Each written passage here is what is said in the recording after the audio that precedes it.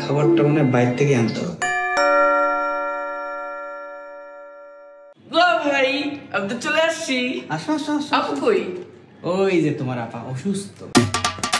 আরে শরীফুল ভাই আমার, তুই আসছিস? বস বস বস, কত কষ্ট করে আসছিস তুই। আরে তুই আসবি আমার বলবি না? আরে কাল তো তোমার জন্মদিন, আর আমি আসবো না? আগেই চলে আসছি। আমার ভাইটা আসছে কতদিন পরে। এই তুমি দাঁড়িয়ে আসো কেন?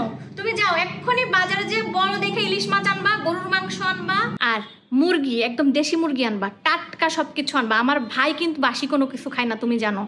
এক্ষুনি রান্না করবো, তুমি এক্ষুনি যাও। দাঁড়ায় আছো কেন তুমি? হ্যাঁ যাও। আচ্ছা আচ্ছা যাচ্ছি যাচ্ছি। আমি পারি না আর পারি না, আমি কেন মরি না। তুই যা ওয়াশরুমে যে ফ্রেশ হয়ে নে, আমি তোর জন্য নাস্তার ব্যবস্থা করি। হ্যাঁ